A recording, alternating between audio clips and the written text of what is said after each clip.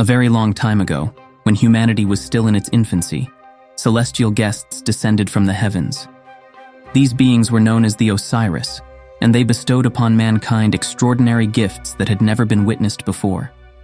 The presents from the Osiris included knowledge of astronomy, the art of architecture, and the rich tapestry of culture. However, all these blessings came at a cost. The Osiris desired to claim Earth for themselves. In opposition to this looming threat to humanity, the pharaoh and the radiant god of sunlight, Ra, stood together. Just as the celestial visitors were on the verge of summoning their king to Earth, a rare opportunity that occurred only every 5,000 years when the stars aligned just right, the pharaoh brilliantly snatched the vitality from Osiris. The brilliance of his act left them blinded and entrapped in a concealed dungeon hidden beneath the labyrinth beneath his pyramid. Yet, some humans held steadfast to the ways of the visitors, maintaining preparations for their potential return. Among them was Princess Amenure, who tragically perished during childbirth. Without the pharaoh's knowledge, a mysterious gateway was secretly constructed deep within his daughter's resting place, patiently awaiting the eventual return of the Osiris.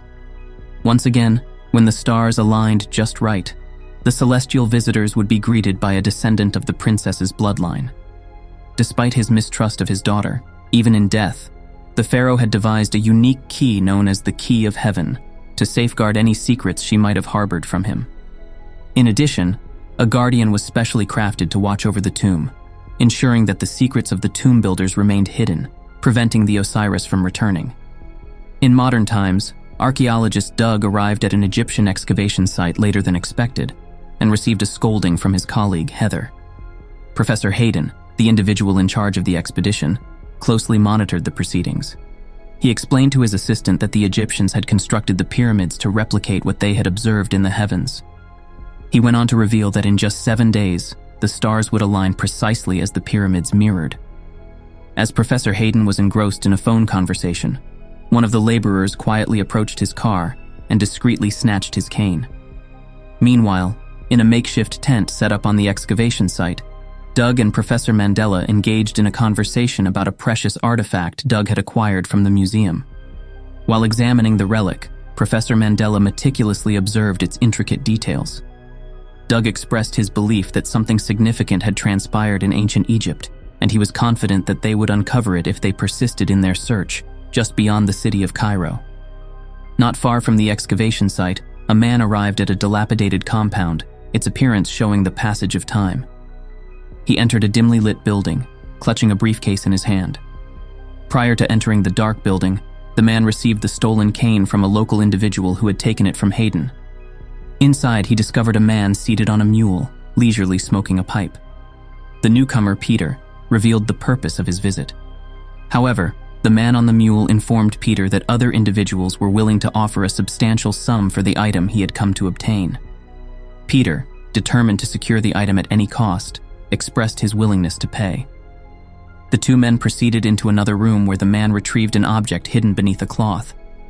To their amazement, it was the long-lost Key of Heaven that had vanished through the passage of time. Seizing the opportunity, Peter swiftly used a concealed retractable knife to harm the man, successfully acquiring the treasure. He then departed from the scene. A few hours later, Professor Hayden arrived at the same location, intending to collect the key from the Egyptian man. Instead, he was met with the grim sight of the lifeless body of the man. To his shock, his phone rang, and it was Peter on the other end. Peter bragged about his actions and issued a chilling threat. He would hand over Hayden's cane to the police as evidence if Hayden didn't meet him later to discuss the unfolding situation. Frustrated and concerned about the threats from Peter, Hayden sought guidance from a psychic. The psychic provided him with some assurance that his mission would ultimately succeed, but chose to withhold information regarding his own fate. Upon meeting with Peter, who still held the damning evidence, Hayden was left with no other option but to agree to Peter's demand. He instructed Peter to bring the key and his cane to his office the following day, promising to take him to the tomb in return. Hayden made it clear that Peter would only retrieve his cane once they were inside the tomb, a condition to which the two men reluctantly agreed. Meanwhile, back at the excavation site, Doug became increasingly concerned about Professor Mandela's deteriorating health. Worried about Mandela's frail appearance, Doug brought him to his own home. However, After a brief absence, Doug returned to Mandela's residence only to find the elderly man in an even worse condition, realizing that his strength was rapidly waning. Mandela, in a frail state, informed Doug that he would need to attend the unveiling in his place. Doug tried to argue, suggesting that they should postpone the event due to Mandela's health. However, Mandela insisted that it had to occur at a specific time the following day. Reluctantly, Doug had no choice but to agree.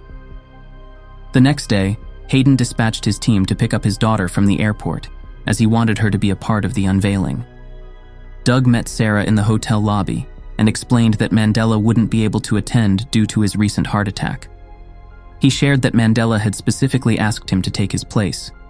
Sarah, however, was angry upon hearing this and insisted that Mandela was the only person suited for the job, sending Doug away in frustration.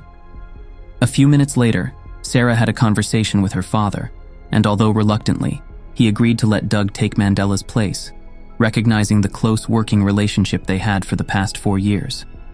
Sarah called Doug again, offering her apologies for her earlier rudeness and inviting him to return to the event. Upon Doug's arrival, he was introduced to Hayden and a handful of other historians, all eager to embark on their journey. With the entire group assembled, they set out for the recently discovered pyramid.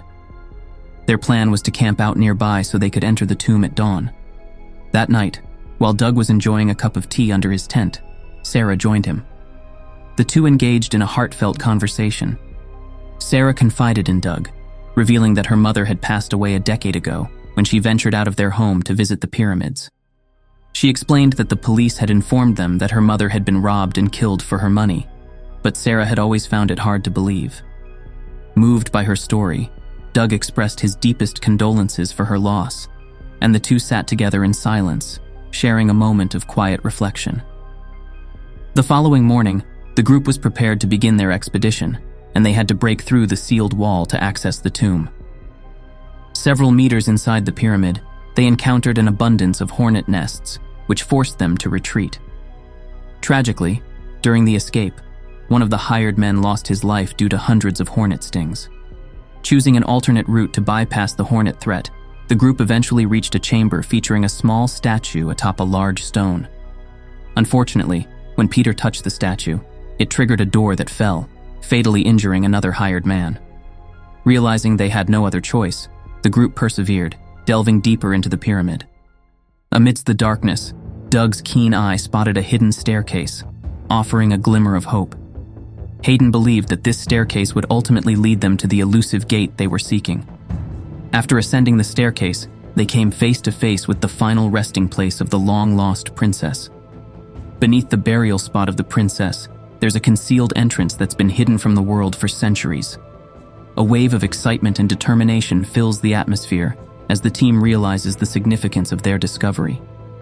With a blend of wonder and resolve, they stand ready to unlock the gate, eager to reveal the mysteries that lie beyond.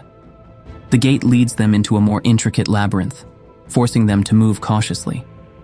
Hayden specifically instructs Peter to stay at the rear, but he loses his composure and rushes forward, inadvertently causing another door to slam shut, splitting the group into two. Doug, Sarah, and a few other men decide to take a detour to catch up with Hayden and the rest. However, as they retrace their steps, an unfortunate incident unfolds. They accidentally stumble upon a treacherous pit, resulting in the tragic loss of one of their comrades. With cautious determination, Sarah, Doug, and CLA, the psychic accompanying Hayden, descend into the depths of the pit. There, they confront the lifeless body of their fallen companion. After some tense moments, the group successfully rejoins Hayden and the rest of their comrades. Reunited, they forge ahead, resolute in their quest to follow the path promising to unveil the long-hidden secrets at the heart of the ancient place. A short distance down the path, their progress is suddenly halted by a chilling sight. Before them stand rows upon rows of mummified remains, their desiccated forms frozen in time. The eerie stillness of these preserved figures suggests that they've remained undisturbed for countless millennia. In reverent silence, the group gazes upon the mummified bodies. Taking a closer look, one of Hayden's companions mentions that he didn't believe mummies were humans. As they cautiously move through the rows of mummies, one of them unexpectedly springs to life and begins to choke Sarah.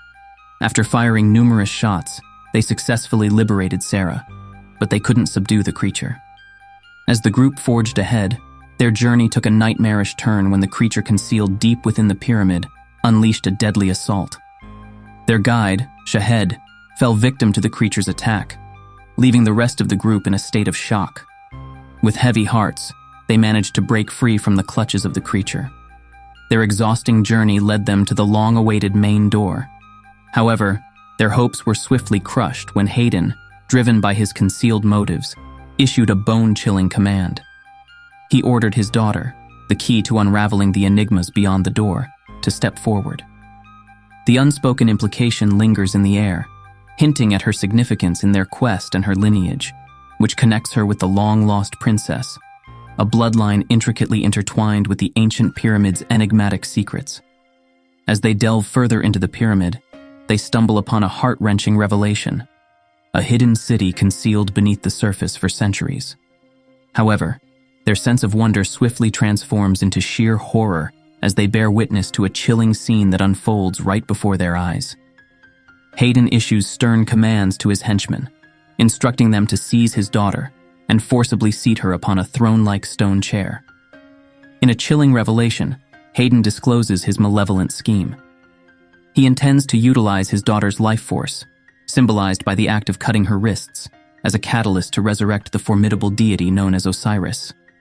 He continues to taunt her, blaming her mother's refusal to comply with his demands as the cause of her tragic demise. Sarah, ensnared in this nightmarish predicament, is compelled to confront the agonizing truth regarding her mother's tragic destiny. The moment finally arrived as the key was inserted to activate the system, rousing the sleeper from her dormant state. In a desperate bid to protect herself and those she cared about, Sarah seized the opportunity when Doug freed her from her restraints. With a surge of determination, she swiftly retrieved Doug's gun and fired multiple shots at her father. Her father, now on his knees with blood seeping from his mouth, bore the consequences of his actions in the midst of this tragic scene. Amid this emotionally charged and shocking turn of events, Claire's prophetic vision was realized. The characters grappled with the aftermath, their emotions running high. Suddenly, the very foundations of the pyramid began to tremble violently, causing its structure to crumble and collapse. The once mighty pyramid succumbed to the forces of nature, obliterating the ancient equipment and bringing an abrupt end to the reign of the reawakened gods. Amidst the chaos and destruction, Doug rushed to Sarah's aid, extending a helping hand to free her from the debris and ensure her safety. Their embrace became a symbol of the profound connection forged through all the trials they had endured together. And with that, the movie came to an end.